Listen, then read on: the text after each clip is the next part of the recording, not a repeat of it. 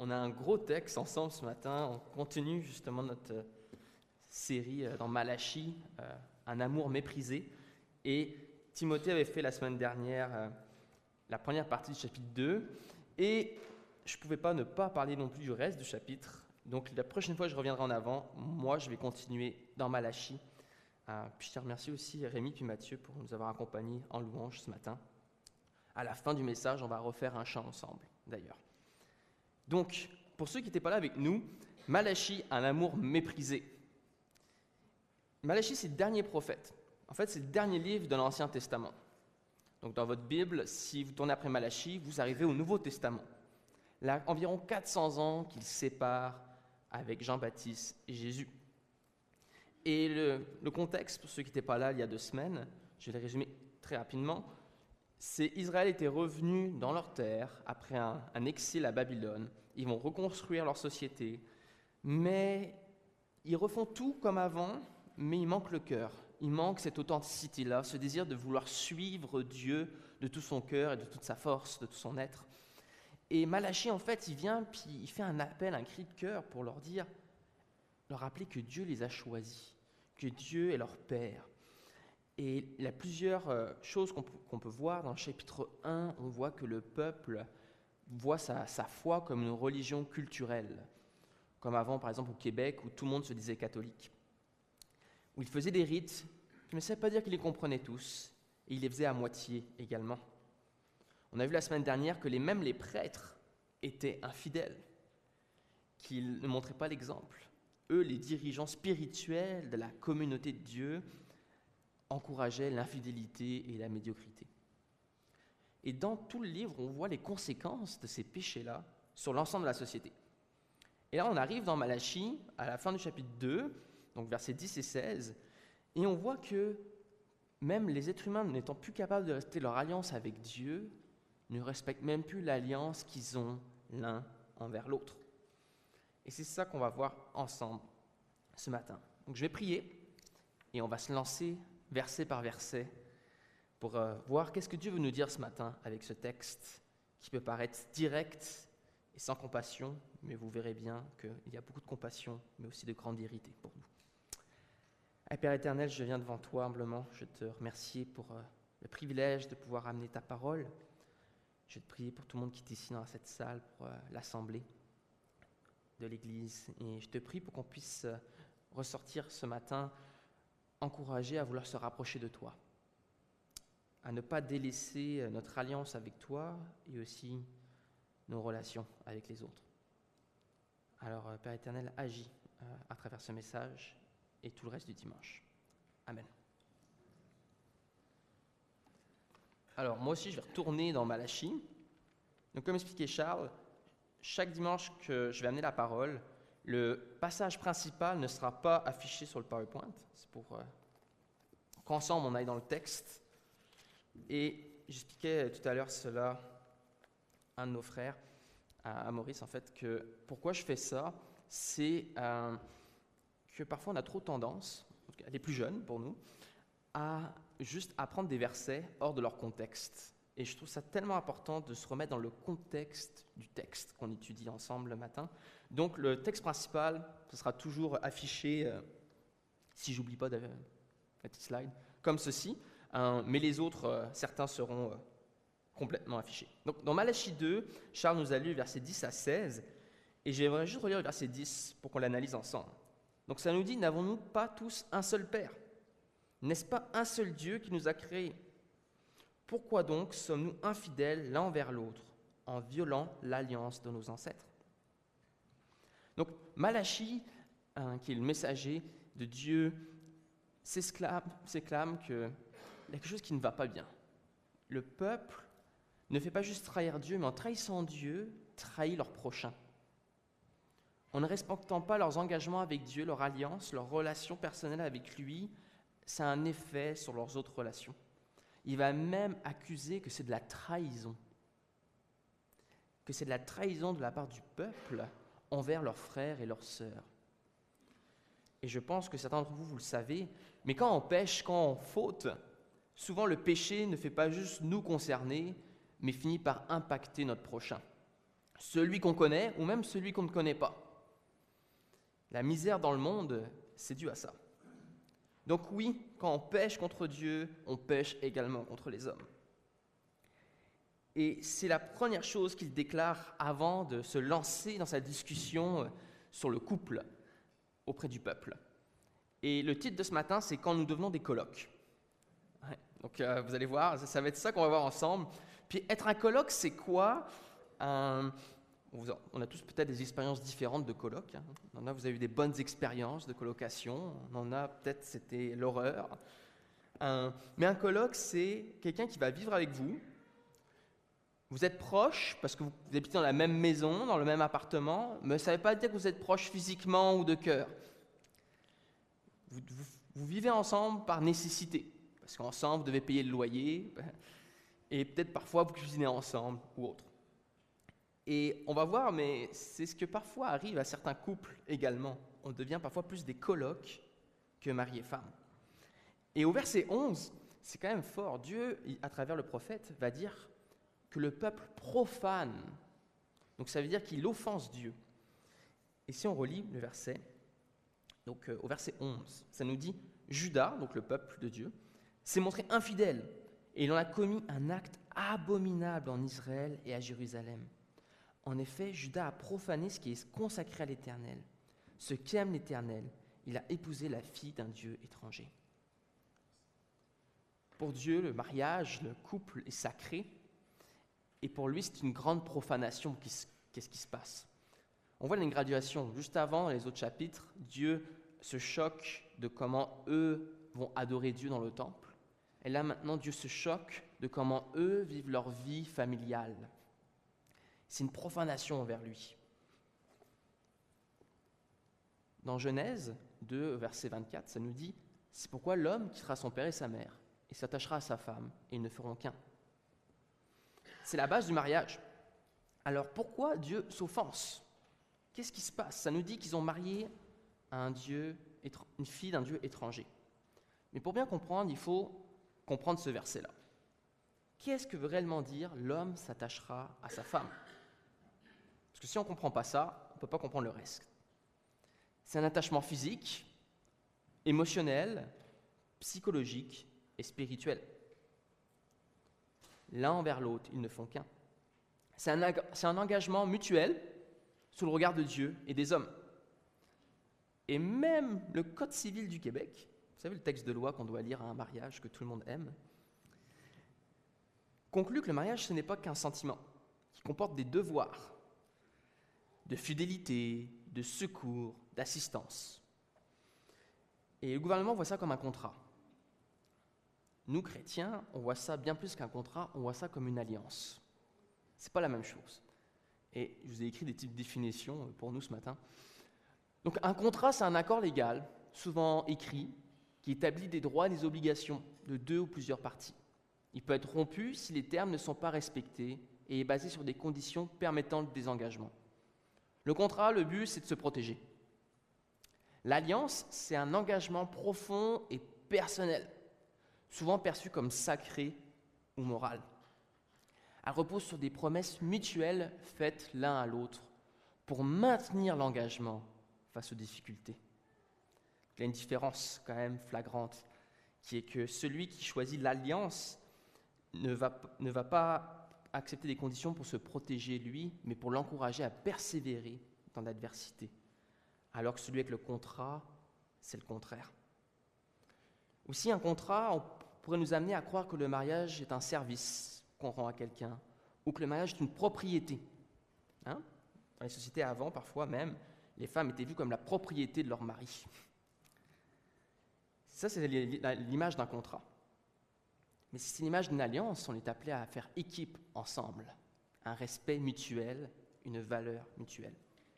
Donc le mariage est précieux aux yeux de Dieu, et j'aime bien le dire, cette année, j'ai animé 2 mariages, puis je commençais en expliquant le mariage comme ceci. C'est la première institution créée par Dieu. Dieu, avant même de créer l'Église, des royaumes et autres, institue le mariage. Et c'est en elle qu'on va voir que les êtres humains vont développer leurs premières valeurs. C'est là où peut-être l'enfant va apprendre c'est quoi la foi, le respect, va avoir une vision de la justice, peut-être de bien commun. C'est le tout premier cadre éducatif, le mariage. Pas juste pour les maris et femmes, mais pour leurs enfants. C'est à travers la famille qu'on va avoir une fondation pour avancer plus loin dans la vie. Et c'est à cause ou grâce à notre famille qu'on va avoir des avantages ou des désavantages au début de notre vie de jeune adulte. Donc pour Dieu, le mariage, c'est important. Et même, il a choisi que Jésus serait né au milieu d'une famille. Si pour lui, ce n'était pas important, il n'aurait pas choisi ainsi. Mais alors, pourquoi Dieu est-il offensé? Si Dieu aime le mariage, pourquoi s'offenserait-il? Mais on voit bien qu'il s'offense parce que le peuple a marié une fille d'un Dieu étranger. Donc là, si on n'est pas habitué au texte biblique, on pourrait se dire, ok, est-ce que c'est une interdiction culturelle, ethnique? Non, c'est une interdiction spirituelle. Et on a plusieurs preuves, parce qu'il y a plusieurs gens dans la Bible qui ne sont pas nés dans l'Israël ethnique, mais qui ont rejoint l'Israël de façon spirituelle à travers le don de la foi. Et je peux vous en nommer quelques-uns, comme Rahab, par exemple, et Ruth. Et également, la Bible n'est pas contre les mariages mixtes. Plusieurs commentateurs bibliques pensent que la femme de Moïse était d'origine africaine. Donc Dieu n'est pas contre les mariages mixtes, il n'est pas contre le mariage interculturel, interracial, non. Par contre, Dieu met une interdiction à Israël dans Deutéronome 7, 3 à 4. Donc juste avant que le peuple rentre en Israël, c'est une condition pour eux. Tu ne contracteras pas de mariage avec ces peuples. Tu ne donneras pas tes filles à leurs fils et tu ne prendras pas leurs filles pour tes fils, car ils détourneraient de moi tes fils, qui serviraient d'autres dieux. Et la colère de l'Éternel s'enflammerait contre vous. Il ne tarderait pas à vous détruire. C'est une loi que Dieu a donnée à son peuple. Il faut comprendre les mariages à l'époque. Aujourd'hui, on se marie principalement ici au Québec par amour, par intérêt émotionnel au début, et l'homme et la femme veulent être ensemble, faire leur vie. À l'époque de l'Israël antique, les émotions, vous devriez les développer après. Souvent. C'était souvent un mariage arrangé. C'était stratégique. Exemple, ma famille est dans et sont des tisserands, et il y a un autre business de tisserand là-bas, dans l'autre village. Bon, on va s'assurer que mon fils se marie à la fille de tel monsieur, comme ça notre business va grandir. Donc, que ce soit pour la classe moyenne, c'était une façon d'augmenter sa richesse, de se protéger. Et pour les tout-puissants, pour les nobles, ça forgeait des alliances militaires et autres. Donc le mariage est vu comme un outil pour l'avancement social d'une famille. Mais il ne faut pas oublier autre chose. C'est qu'eux sont dans un monde polythéiste. Polythéiste, ça veut dire que tous les peuples autour d'eux adoraient d'autres dieux. Dans la croyance polythéiste, exemple, je vivais à Babylone, je ne sais pas, moi j'arrivais à Athènes, j'avais aucun problème à adorer le Dieu qui était à Athènes et à aller adorer le Dieu qui était à Babylone. Et même dans leur vision de ces peuples-là, à l'époque, les dieux étaient circonscrits au territoire. Donc dès que tu changeais de territoire, c'était un autre Dieu. Et c'est pour ça que certains adoraient plein de dieux, parce qu'ils voulaient mettre les chances de tous leurs côtés. Vous voyez ? Et c'est un peu ça qui a commencé à se développer dans le peuple. Donc si je reprends un exemple simple, imaginons je suis un juif, j'adore Yahweh, donc le Dieu de la Bible, mais je fais des affaires à Babylone. Je suis un marchand, et je ne suis pas encore marié, et je veux étendre mes affaires à Babylone. Dans la mentalité polythéiste de l'époque, et des affaires, je vais contracter un mariage avec quelqu'un qui est à Babylone. Là, en plus de m'aider socialement, je fais une pierre deux coups, maintenant j'ai deux dieux avec moi, ou même plusieurs. J'ai Yahweh et j'ai tous les dieux de Babylone. C'était un peu ça la mentalité des peuples autour. Et petit à petit, cette mentalité-là s'est répandue au sein d'Israël. Donc c'est pour ça que Deutéronome nous dit ils vont commencer à adorer d'autres dieux, vos fils. Et on a un super exemple de ça dans la Bible. Si vous connaissez le roi Salomon, le roi Salomon, on dit qu'il est connu pour sa sagesse. Il est aussi connu pour ne pas avoir respecté qu'est-ce qu'il disait.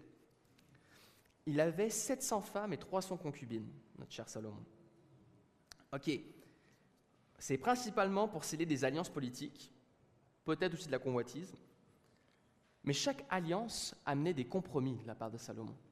En fait, c'est une grosse critique du règne de Salomon. Sous Salomon, même Israël était sous un âge d'or, était très puissant, mais n'avait pas respecté ça. Qu'est-ce que faisait Salomon du coup? Chaque alliance, chaque mariage qu'il faisait, la nouvelle femme qu'il ajoutait à son harem arrivait avec son Dieu. Donc qu'est-ce qu'il faisait? Eh bien, il construisait un temple ou un autel pour ce Dieu. Et ça, qu'est-ce que ça a fait? Eh bien, ça a détourné le peuple de Yahweh. Et ces dieux-là, à l'époque, c'était, je peux vous en nommer quelques-uns, là, pour ceux qui aiment ça. Là. Il avait Astarté, il avait aussi Kémosh, et un qui est assez choquant, qui est Moloch. Et Moloch, lui, il avait des sacrifices pour enfants. Donc c'est ça les dieux autour d'Israël. Et lui, il a ouvert la voie à une chute spirituelle majeure. Et lui, c'est plusieurs centaines d'années avant Malachie. Donc les Israélites connaissaient ces histoires-là, et malgré tout répétaient les mêmes erreurs de leurs ancêtres. Qu'est-ce que ça nous révèle sur eux? Ça nous révèle que leur confiance en Dieu n'était pas suffisante. Que ce soit pour leur épanouissement personnel ou collectif. Ce n'était pas suffisant parce qu'il fallait que j'aille marier la fille d'un autre Dieu pour avoir 2 assurances à la place de 1.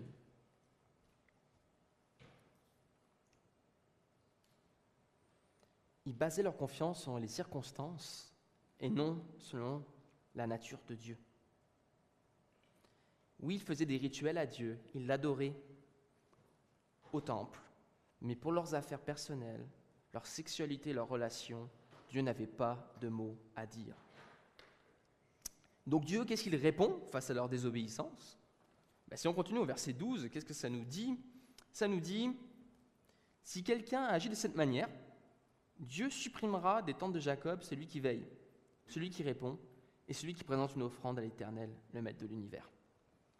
Dieu va retrancher ces hommes. Il est sévère. Il arrive et il dit, vous avez désobéi, je vais vous retrancher. Et pour nous, quand on le lit, on peut trouver ça très sévère, mais si on regarde au contexte, si vous ouvrez Malachie, vous tournez avant, il y a d'autres prophètes, dont 2 autres, qui s'appellent Esdras et Néhémie, qui sont à peu près dans la même période que notre cher Malachie. Et eux dealent avec les mêmes problèmes. Et sous eux, le peuple, une partie du peuple va se repentir, donc va changer de direction. Donc ce n'est pas nouveau. Rapidement, à chaque fois, ils se détournent.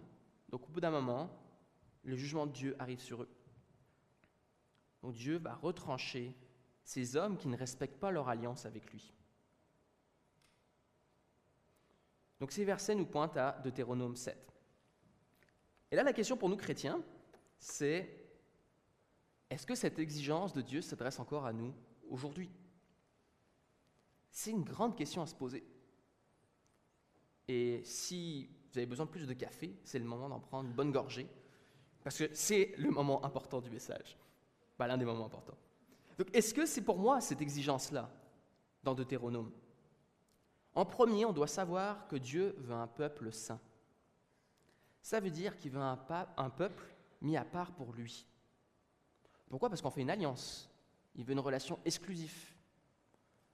Le premier dimanche que je prêchais sur Malachie, j'avais donné un peu l'image de l'alliance comme du mariage. Je me suis marié à Alana, on a une relation exclusive. C'est pas pour être méchant, mais pour nous, on trouve c'est bien que ce soit juste nous deux. Vous voyez? Vous êtes d'accord? Ouais. Parfait. Mais Dieu, c'est pareil. Il veut une relation exclusive avec nous. Il ne veut pas qu'on commence à adorer d'autres dieux. Parce que c'est ça le problème dans Deutéronome qu'on voit dans le chapitre 7. C'est que le peuple va se détourner de l'adoration à Dieu. C'est ça l'enjeu. Donc si on se marie avec quelqu'un qui ne reconnaît pas le Dieu de la Bible, qui n'est pas intéressé par le Dieu de la Bible, qui ne veut pas le vénérer, qui ne veut pas se rapprocher de lui, eh bien en fait on s'expose à faire une alliance avec quelqu'un qui n'est pas sous la même alliance que nous. Donc ça veut dire qu'il n'a pas la même influence spirituelle, parce que s'il n'est pas chrétien, eh bien il y a autre chose. Il n'aura pas la même vision pour l'éducation des enfants. Au chapitre 6 dans Deutéronome, ça nous parle que Dieu met une importance sur le fait que les parents transmettent la foi à leurs enfants. Ça sera plus compliqué seul qu'à deux. Vous n'aurez pas la même intimité spirituelle. Parce que la personne ne comprendra pas c'est quoi votre vie de prière. Elle ne pourra pas aller avec vous et connaître ce Jésus-là que vous connaissez. Et ultimement, vous n'aurez pas la même destination éternelle. Bon, il est vrai que de nos jours, on n'est pas dans un monde polythéiste. En tout cas, au Québec. On n'est pas en Inde. Donc, vous n'allez pas voir des gens adorer plein de dieux différents. Mais on est dans une société où son éthique et les habitudes de vie sont façonnées par l'hyper-individualisme. C'est l'idéologie forte dans notre société. Nous, ce n'est pas le polythéisme, c'est l'hyper-individualisme. C'est l'individu avant toute chose. Même nous, les chrétiens, parfois, on tombe dans le piège. Et pour fonctionner, l'hyper-individualisme doit reposer, on fait de la philo là ce matin, doit reposer sur le relativisme moral. Pour mettre l'individu au-dessus de tout, il faut dire que toutes les croyances sont pareilles. Sinon, la société ne pourrait pas fonctionner. Et, là, ça m'a fait penser au cégep. Ouais. Alors, petite citation d'un philosophe qui était un ennemi de Socrate et de Platon, un sophiste, donc les ancêtres des relativistes. Il dit « L'homme est la mesure de toute chose ». Et notre société doit reposer là-dessus. On ne peut pas dire « Dieu est la mesure de toute chose » au Québec. Parce que si on dit ça, ça veut dire qu'il y a une vérité. Mais si on dit que l'homme est la mesure de toute chose, qu'est-ce qu'on veut dire par là? Alors ça veut dire que la connaissance et la vérité a pour origine la sensation. Qu'elle est relative, elle est subjective. Donc ça veut dire que le réel est instable, tout peut changer au gré du vent. Celui qui va décider ce qui est vrai, c'est celui qui va l'avoir vécu. À première vue, ça peut sembler positif. Ça valorise l'expérience, expérimenter des choses, l'apprentissage par l'observation. Mais le problème, c'est que ça va plus loin, le relativisme. C'est que ça affirme que tous nos jugements, toutes nos croyances, toutes nos valeurs et nos perceptions sont toujours relatifs à notre contexte, notre culture et notre vécu. Il n'y a donc aucune vérité universelle, seulement des points de vue issus de leur contexte. C'est pour ça que souvent on peut entendre chacun sa vérité, chacun son chemin, tant que tu déranges personne. C'est vrai, aujourd'hui vous parlerez à d'autres personnes, vous dites que vous êtes chrétien, tant que vous ne dites pas que c'est la seule vérité, vous êtes correct. Mais quand vous arrivez et dites non, je crois vraiment que c'est Jésus qui sauve, là tout d'un coup vous êtes vu comme violent, propos violents. Pourquoi? Parce que vous enlevez la croyance actuelle qui est de dire non mais tout s'équivaut, tout est pareil. Et ça laisse place à plein d'idéologies qu'on peut voir. Il y a des gens qui sont très dans le matérialisme aujourd'hui, dans l'hédonisme, donc leur plaisir c'est leur liberté, faire plein d'expériences. Sur les campus universitaires, on va voir les néo-marxistes et les nationalistes ensemble s'affronter, et j'en passe. Mais d'un point de vue totalement relationnel, si on met une pause là, par rapport à Dieu et la société, c'est pas vrai que tout est relatif. Les mathématiques ne sont pas relatifs. Moi, j'aurais bien aimé au secondaire que ça le soit. Pour éviter de refaire mes cours d'été. 2 plus 2 égale 4. Peu importe votre expérience humaine. Peu importe votre culture, votre langue. Peu importe votre religion. C'est une vérité absolue. Et un chrétien, comme 2 plus 2 égale 4, ne peut pas arriver et dire « Oui, ce que la société dit, que toutes les vérités s'équivaut, c'est vrai. » On ne peut juste pas l'accepter.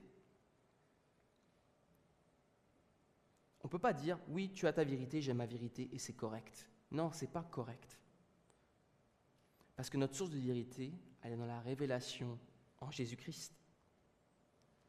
Et pour cette raison-là, en premier point, c'est difficile de s'allier, de faire une alliance avec quelqu'un qui, lui, va dire que tout est relatif. Puis aujourd'hui, les gens ne le réalisent juste pas, mais ça reste que c'est ça qui est imbriqué dans notre façon de fonctionner. On l'apprend depuis qu'on est tout jeune. Donc en premier, le chrétien doit se rappeler qu'il est mis à part. S'il est mis à part, ça veut dire qu'il a une vérité absolue, qu'il doit garder, qu'il doit chérir, qu'il ne doit pas mettre en danger. En deuxième lieu, le chrétien doit se rappeler que le mariage, c'est un témoignage. C'est un témoignage vivant. On est appelé à refléter Jésus à travers notre mariage. Ton couple n'est pas que pour toi, mais il pourrait être une bénédiction vers le monde. Le mariage est monogame, il n'est pas polygame. il est exclusif. Il va amener à la sanctification de deux individus, non? Deux êtres imparfaits ensemble, ça crée du travail personnel. Et vous êtes appelés à ne faire qu'un. Donc, si vous êtes appelés à faire équipe, ça aide que votre source d'autorité, de vérité soit la même. On est d'accord? N'est-ce pas? Oui, parfait. Juste vérifier un peu, là, si vous êtes toujours avec moi. Pourquoi? Parce que ça veut dire qu'on a le Saint-Esprit. Et donc, si les deux ne sont pas chrétiens, l'un a le Saint-Esprit, l'autre ne l'a pas. L'un a comme chef Jésus et l'autre a sa chair.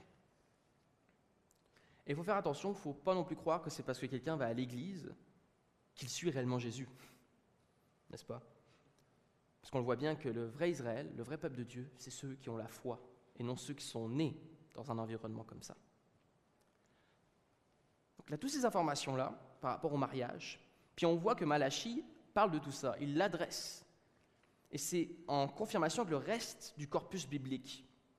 Mais il y a un élément dans ma préparation que je voyais que Malachie ne parle pas, parce qu'il n'est pas dans ce contexte-là, mais Paul, lui, en parle, dans son contexte, avec les Corinthiens. Alors, je vous avais dit que c'était le nom que je ne voulais pas être relié avec, là, parce que l'église de Corinthe avait beaucoup de problèmes. Et ce n'est pas parce que je m'appelle Corentin que j'ai les mêmes problèmes qu'eux. Je vous rassure. Mais qu'est-ce qui se passait? C'est qu'ils avaient beaucoup de questions. Et dont une qui est quand même importante, c'est quand on entend un texte comme Malachie, ou un texte de l'Ancien Testament comme ça, c'est très tranchant. Et il y avait des chrétiens dans la communauté de Corinthe qui se disaient « Mais moi, je suis devenu chrétien, mais je suis marié avec quelqu'un de non-chrétien. Qu'est-ce que je dois faire? Est-ce que je dois rompre mon alliance ?» Et voici ce que dit Paul. Il leur dit « Si un frère a une femme non-croyante, et qu'elle consente à habiter avec lui, qu'il ne la répudie pas, donc qu'il ne divorce pas. Et si une femme a un mari non-croyant, et qu'il consente à habiter avec elle, qu'elle ne renie pas son mari. Car le mari non-croyant est sanctifié par sa femme, et la femme non-croyante est sanctifiée par le frère. » Qu'est-ce que Paul dit par là? C'était déjà allié avec quelqu'un, tu as déjà fait ce commitment, engagement, merci. Voyons, on fait qu'un, donc Alana est anglophone, moi francophone, les mots commencent à se mélanger. Si vous avez déjà fait un engagement, Paul ne dit pas rompez-le. Par contre, il dit bien, est-ce que la personne accepte que toi tu continues ton chemin de foi? Et ça va être difficile, il le reconnaît. Mais probablement, peut-être que finalement, le mari ou l'épouse sera gagné au final. Donc pour toi qui es dans une situation de couple ce matin, où l'un ne suit pas Jésus, rappelle-toi que Dieu est ta force, mets ta confiance en lui, et sache que tu n'es pas seul. Tu as l'Église qui peut partager la vie de prière avec toi. Je pense que c'est ça le plus difficile, c'est que si on est marié à quelqu'un qui n'est pas chrétien, notre intimité spirituelle va avoir des lacunes. Si tu es une femme, je t'encourage à trouver une sœur avec qui prier ensemble. Si tu es un homme, à trouver un frère avec qui tu peux prier aussi, pour ne pas être seul dans la vie de prière. C'est tellement important. Donc Dieu est ta force, mets ta confiance en lui. Parce que Dieu veut un peuple mis à part, donc saint, et il veut que ton mariage témoigne de l'amour de Jésus. Jésus, il est mort sur la croix pour nous. Donc Marie, c'est la même chose qu'on doit faire pour nos femmes. Donc pour ces raisons, si tu es célibataire en ce moment, je t'encourage à prendre ces paroles-là de la Bible avec sérieux et à attendre que Dieu te présente quelqu'un qui partage la même foi que toi. Même si tes options sont limitées, aie confiance en Dieu, il est un bon Père. Commence pas à être hyper individualiste et à te dire « je dois prendre ma vie, mon destin entre mes mains ». C'est ça l'hyper-individualisme. Dire « moi, je vais tout guider, moi, je vais tout faire ». Dieu dit « non, descends là, laisse-moi conduire un peu, laisse-moi te guider. Et fais-moi confiance et tu vas voir, je vais t'amener au bon endroit pour toi. » Au verset 13, on voit, si on continue dans Malachie, on voit que Dieu n'aime pas la repentance du peuple. Donc, la repentance, c'est de retourner à Dieu.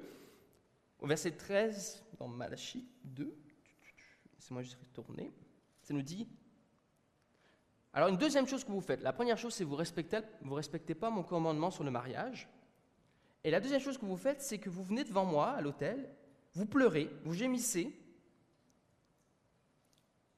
mais j'accepte pas vos offrandes.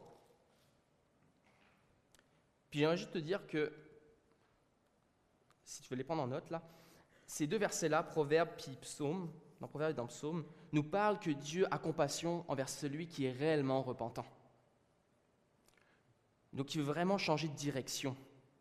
Donc peu importe si on a fait des erreurs, si on n'a pas respecté même ce commandement-là que Dieu a donné aux Israélites, Dieu est un Père, rappelez-vous ça.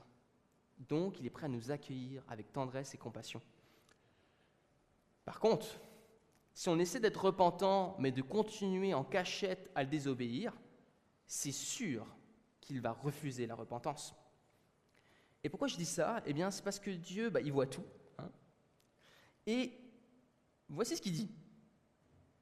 Et vous dites pourquoi ? Pourquoi je rejette votre repentance ? Parce que l'Éternel a été témoin entre toi et la femme de ta jeunesse que tu as trahie. Et pourtant, elle était ta compagne et la femme avec laquelle tu étais lié par une alliance. Dieu, alors que le peuple vient le voir, dit « Oh, désolé Seigneur, on s'excuse, on veut changer de direction », continue à tromper leur femme. Peut-être certains devenaient polygames, peut-être certains les divorçaient pour se marier à quelqu'un de mieux. Ils rejetaient l'amour de leur jeunesse. On ne peut rien lui cacher. La femme de leur jeunesse, c'est leur épouse légitime. Ça veut dire qu'ils ne mettent plus de valeur sur l'engagement qu'ils ont tous. Donc, on a un gros texte ensemble ce matin. On continue justement notre série dans Malachie, un amour méprisé. Et Timothée avait fait la semaine dernière la première partie du chapitre 2. Et je ne pouvais pas ne pas parler non plus du reste du chapitre. Donc, la prochaine fois, je reviendrai en avant. Moi, je vais continuer dans Malachie. Puis je te remercie aussi Rémi puis Mathieu pour nous avoir accompagnés en louange ce matin. À la fin du message, on va refaire un chant ensemble, d'ailleurs. Donc, pour ceux qui n'étaient pas là avec nous, Malachie, un amour méprisé. Malachie, c'est le dernier prophète. En fait, c'est le dernier livre de l'Ancien Testament. Donc, dans votre Bible, si vous tournez après Malachie, vous arrivez au Nouveau Testament. Là, environ 400 ans qu'il sépare avec Jean-Baptiste et Jésus. Et le contexte, pour ceux qui n'étaient pas là il y a 2 semaines, je vais le résumer très rapidement, c'est Israël était revenu dans leur terre après un exil à Babylone. Ils vont reconstruire leur société, mais ils refont tout comme avant, mais il manque le cœur. Il manque cette authenticité-là, ce désir de vouloir suivre Dieu de tout son cœur et de toute sa force, de tout son être. Et Malachie, en fait, il vient, puis il fait un appel, un cri de cœur pour leur rappeler que Dieu les a choisis, que Dieu est leur Père. Et il y a plusieurs choses qu'on peut voir. Dans le chapitre 1, on voit que le peuple voit sa foi comme une religion culturelle, comme avant, par exemple, au Québec, où tout le monde se disait catholique, où il faisait des rites, qui ne savait pas dire qu'il les comprenait tous, et il les faisait à moitié également. On a vu la semaine dernière que même les prêtres étaient infidèles, qu'ils ne montraient pas l'exemple. Eux, les dirigeants spirituels de la communauté de Dieu, encourageaient l'infidélité et la médiocrité. Et dans tout le livre, on voit les conséquences de ces péchés-là sur l'ensemble de la société. Et là, on arrive dans Malachie, à la fin du chapitre 2, donc versets 10 et 16, et on voit que même les êtres humains, n'étant plus capables de respecter leur alliance avec Dieu, ne respectent même plus l'alliance qu'ils ont l'un envers l'autre.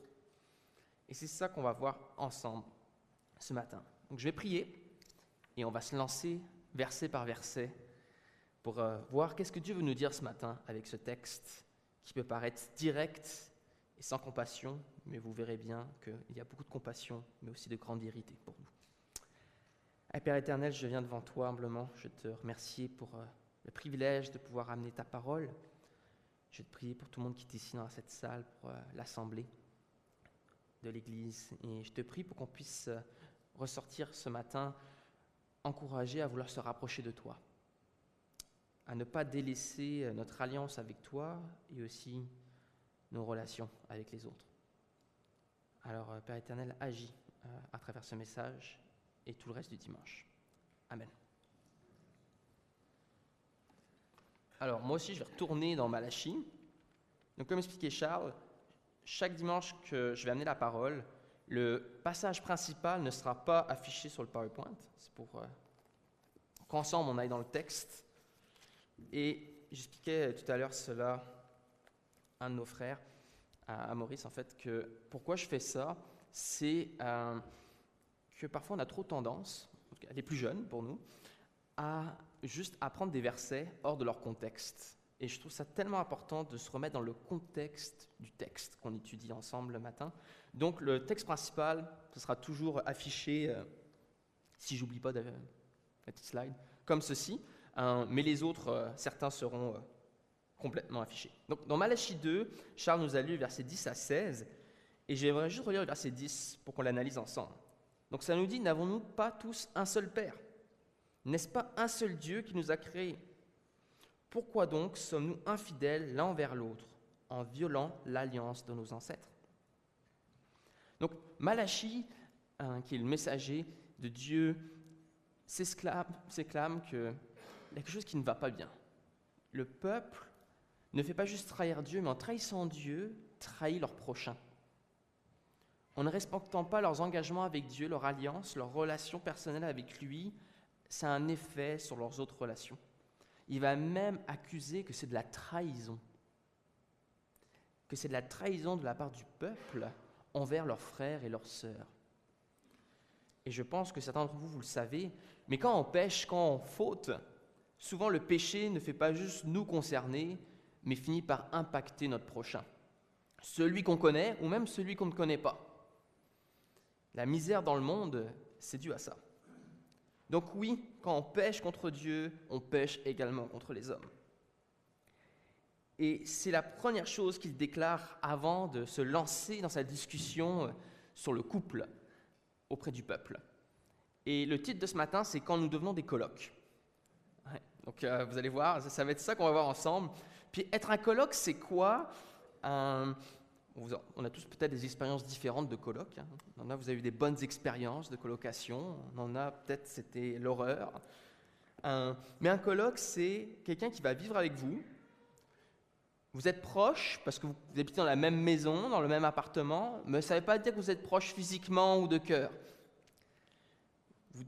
Vous vivez ensemble par nécessité, parce qu'ensemble, vous devez payer le loyer, et peut-être parfois vous cuisinez ensemble ou autre. Et on va voir, mais c'est ce que parfois arrive à certains couples également. On devient parfois plus des colocs que mari et femme. Et au verset 11, c'est quand même fort. Dieu, à travers le prophète, va dire que le peuple profane. Donc ça veut dire qu'il offense Dieu. Et si on relit le verset, donc au verset 11, ça nous dit « Juda, donc le peuple de Dieu, s'est montré infidèle, et il en a commis un acte abominable en Israël et à Jérusalem. En effet, Juda a profané ce qui est consacré à l'Éternel. Ce qui aime l'Éternel, il a épousé la fille d'un Dieu étranger. » Pour Dieu, le mariage, le couple est sacré, et pour lui, c'est une grande profanation. Qu'est-ce qui se passe ? On voit une graduation. Juste avant, dans les autres chapitres, Dieu se choque de comment eux vont adorer Dieu dans le temple. Et là, maintenant, Dieu se choque de comment eux vivent leur vie familiale. C'est une profanation envers lui. Dans Genèse 2, verset 24, ça nous dit « C'est pourquoi l'homme quittera son père et sa mère, et s'attachera à sa femme, et ils ne feront qu'un. » C'est la base du mariage. Alors pourquoi Dieu s'offense ? Qu'est-ce qui se passe ? Ça nous dit qu'ils ont marié une fille d'un Dieu étranger. Mais pour bien comprendre, il faut comprendre ce verset-là. Qu'est-ce que veut réellement dire « l'homme s'attachera à sa femme » ? Parce que si on ne comprend pas ça, on ne peut pas comprendre le reste. C'est un attachement physique, émotionnel, psychologique et spirituel. L'un envers l'autre, ils ne font qu'un. C'est un engagement mutuel sous le regard de Dieu et des hommes. Et même le Code civil du Québec, vous savez le texte de loi qu'on doit lire à un mariage que tout le monde aime, conclut que le mariage, ce n'est pas qu'un sentiment, qui comporte des devoirs de fidélité, de secours, d'assistance. Et le gouvernement voit ça comme un contrat. Nous, chrétiens, on voit ça bien plus qu'un contrat, on voit ça comme une alliance. C'est pas la même chose. Et je vous ai écrit des petites définitions pour nous ce matin. Donc un contrat, c'est un accord légal, souvent écrit, qui établit des droits et des obligations de deux ou plusieurs parties. Il peut être rompu si les termes ne sont pas respectés et est basé sur des conditions permettant le désengagement. Le contrat, le but, c'est de se protéger. L'alliance, c'est un engagement profond et personnel, souvent perçu comme sacré ou moral. Elle repose sur des promesses mutuelles faites l'un à l'autre pour maintenir l'engagement face aux difficultés. Il y a une différence quand même flagrante, qui est que celui qui choisit l'alliance ne va pas accepter des conditions pour se protéger lui, mais pour l'encourager à persévérer dans l'adversité. Alors que celui avec le contrat, c'est le contraire. Aussi, un contrat pourrait nous amener à croire que le mariage est un service qu'on rend à quelqu'un, ou que le mariage est une propriété. Dans les sociétés avant, parfois même, les femmes étaient vues comme la propriété de leur mari. Ça, c'est l'image d'un contrat. Mais si c'est l'image d'une alliance, on est appelé à faire équipe ensemble, un respect mutuel, une valeur mutuelle. Donc le mariage est précieux aux yeux de Dieu, et j'aime bien le dire, cette année, j'ai animé 2 mariages, puis je commençais en expliquant le mariage comme ceci: c'est la première institution créée par Dieu. Dieu, avant même de créer l'Église, des royaumes et autres, institue le mariage. Et c'est en elle qu'on va voir que les êtres humains vont développer leurs premières valeurs. C'est là où peut-être l'enfant va apprendre c'est quoi la foi, le respect, va avoir une vision de la justice, peut-être de bien commun. C'est le tout premier cadre éducatif, le mariage. Pas juste pour les maris et femmes, mais pour leurs enfants. C'est à travers la famille qu'on va avoir une fondation pour avancer plus loin dans la vie. Et c'est à cause ou grâce à notre famille qu'on va avoir des avantages ou des désavantages au début de notre vie de jeune adulte. Donc pour Dieu, le mariage, c'est important. Et même, il a choisi que Jésus serait né au milieu d'une famille. Si pour lui, ce n'était pas important, il n'aurait pas choisi ainsi. Mais alors, pourquoi Dieu est-il offensé? Si Dieu aime le mariage, pourquoi s'offenserait-il? Mais on voit bien qu'il s'offense parce que le peuple a marié une fille d'un Dieu étranger. Donc là, si on n'est pas habitué au texte biblique, on pourrait se dire, ok, est-ce que c'est une interdiction culturelle, ethnique? Non, c'est une interdiction spirituelle. Et on a plusieurs preuves, parce qu'il y a plusieurs gens dans la Bible qui ne sont pas nés dans l'Israël ethnique, mais qui ont rejoint l'Israël de façon spirituelle à travers le don de la foi. Et je peux vous en nommer quelques-uns, comme Rahab, par exemple, et Ruth. Et également, la Bible n'est pas contre les mariages mixtes. Plusieurs commentateurs bibliques pensent que la femme de Moïse était d'origine africaine. Donc Dieu n'est pas contre les mariages mixtes, il n'est pas contre le mariage interculturel, interracial, non. Par contre, Dieu met une interdiction à Israël dans Deutéronome 7, 3 à 4.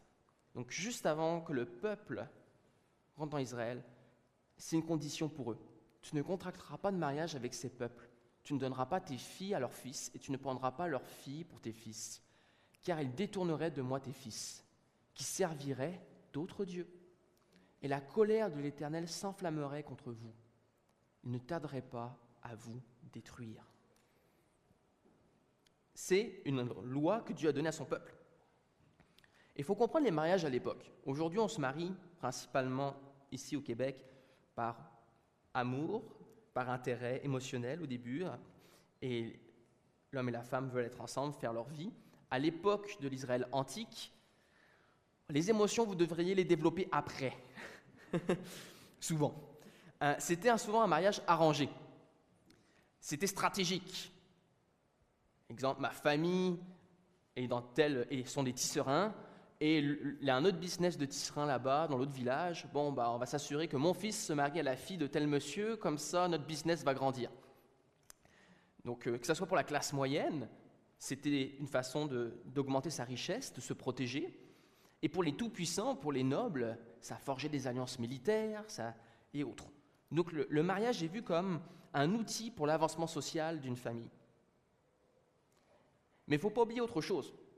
C'est qu'eux sont dans un monde polythéiste. Polythéiste, ça veut dire que tous les peuples autour d'eux adoraient d'autres dieux. Dans la croyance polythéiste, exemple, je vivais à Babylone, je ne sais pas, moi j'arrivais à Athènes, eh bien, j'avais aucun problème à adorer le dieu qui était à Athènes et aller adorer le dieu qui était à Babylone. Et même dans leur vision de ces peuples-là, à l'époque, les dieux étaient circonscrits au territoire. Donc dès que tu changeais de territoire, c'était un autre dieu. Et c'est pour ça que certains adoraient plein de dieux, parce qu'ils voulaient mettre les chances de tous leurs côtés. Vous voyez ? Et c'est un peu ça qui a commencé à se développer dans le peuple. Donc si je reprends un exemple simple, imaginons que je suis un juif, j'adore Yahweh, donc le Dieu de la Bible, mais je fais des affaires à Babylone. Je suis un marchand, et je ne suis pas encore marié, et je veux étendre mes affaires à Babylone. Dans la mentalité polythéiste de l'époque, et des affaires, je vais contracter un mariage avec quelqu'un qui est à Babylone. Là, en plus de m'aider socialement, je fais une pierre deux coups, maintenant j'ai 2 dieux avec moi, ou même plusieurs. J'ai Yahweh et j'ai tous les dieux de Babylone. C'était un peu ça la mentalité des peuples autour. Et petit à petit, cette mentalité-là s'est répandue au sein d'Israël. Donc c'est pour ça que Deutéronome nous dit ils vont commencer à adorer d'autres dieux, vos fils. Et on a un super exemple de ça dans la Bible. Si vous connaissez